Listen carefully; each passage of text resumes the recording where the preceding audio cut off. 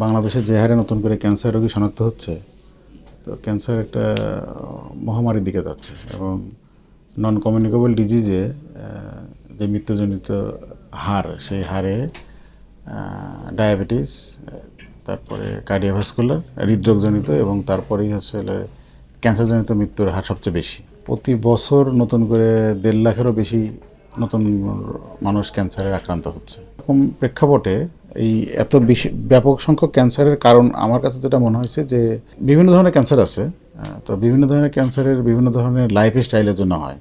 Mostly আমাদের life style, এবং আমি বিশদভাবে আমার কাছে যেটা মনে হয়েছে যে খাদ্যের যে ভেজাল, সব ধরনের খাদ্যে, ওই ফিড, মাছ, তরকারি, সবজি, সব খাদ্যে এত বেশি কীটনাশক এবং কেমিক্যাল ইউজ করা হয়।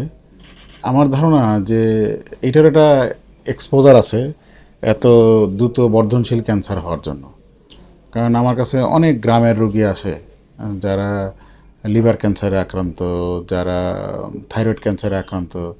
সেগুলা মেডিকেল গ্রাউন্ডে কিছুর বিশেষ কারণ থাকলেও এত মাস স্কেলে এই সমস্ত ডিজিজ হওয়ার কোনো কারণ নাই। যেমন লিভার ক্যান্সারের, উন্নত দেশে লিভার ক্যান্সার হয় হচ্ছে অ্যালকোহল কনজামশনের জন্য।